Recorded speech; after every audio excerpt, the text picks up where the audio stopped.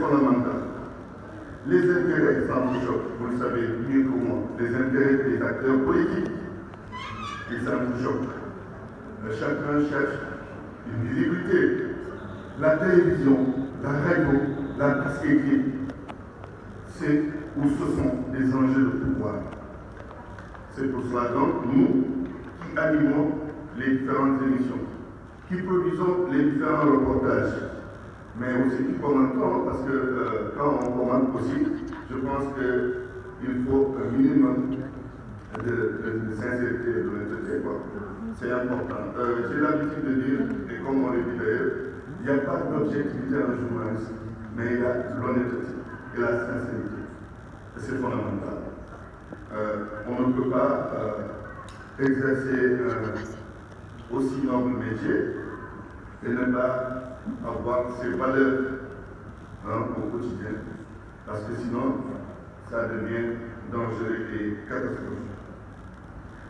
Alors, quand vous êtes dans un tel contexte, il est clair que la démarche à adapter, elle doit être une démarche prudente. La prudence veut que quand quelqu'un vous appelle, vous donnez une information, mais d'accord, je note, mais je vérifie. First check, double check, third check, comme disent les Anglais.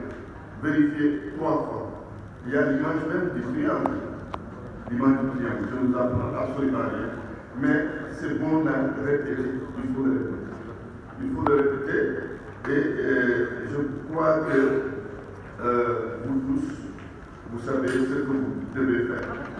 Tout ce que je viens de dire justifie, pour en venir maintenant à la justification de cet atelier, justifie la tenue de cet atelier qui vise à sensibiliser les acteurs de la presse que vous êtes, qui doivent garder les principes directeurs du journalisme, éviter le parti pris. On l'a dit tout à l'heure d'ailleurs, on l'a rappelé. Avoir l'équilibre comme viatique, c'est important. Ne jamais oublier que nous sommes une sorte d'arbitre. Nous devons être à équidistance des différentes chapelles politiques. C'est fondamental. Ne jamais oublier l'éthique et la déontologie. L'éthique, elle est individuelle. La déontologie, c'est l'ensemble des règles qui fondent un métier. Le boulanger a éventuellement sa déontologie. Les autres métiers, corps de métier, ont leur déontologie. Donc, quand vous gérez l'information, il est nécessaire que vous ayez en bonne lien l'éthique et la déontologie. Ne jamais oublier qu'on doit informer libre, ne pas subir la pression, ne pas céder sous la pression. Pour moi, c'est extrêmement important. Comment ne pas céder sous la pression? Mais quelqu'un qui vous dit, si vous ne faites pas ça, bon voilà. Non. Vous avez les menaces, on en a vu récemment, des gens qui vous insultent, parce que vous avez donné telle ou telle autre information qui ne leur plaît pas. Mais ne jamais céder à ça.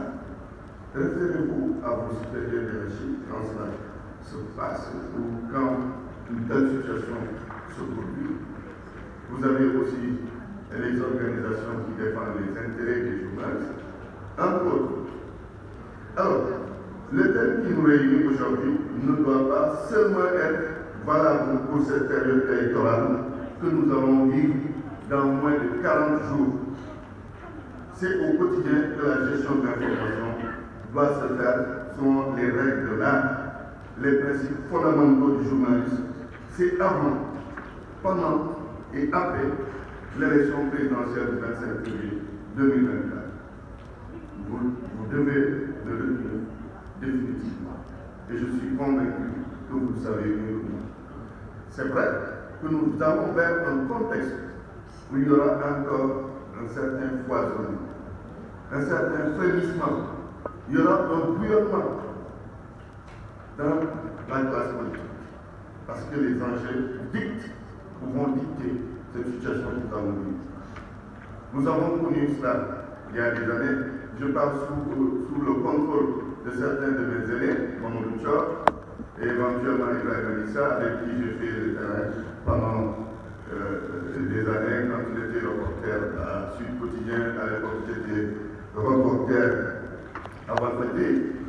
Nous avons connu quand même un certain nombre d'élections présidentielles. 2000, on était encore là.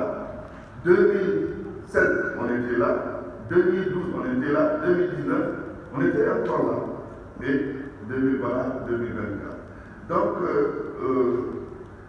tirant les erreurs du passé, et s'inspirant de l'expérience que nous avons vécue, je vous invite justement à vous conformer aux principes journalistiques, l'équilibre, l'honnêteté et la vérification de l'information que vous allez donner au public. Alors, sans tarder,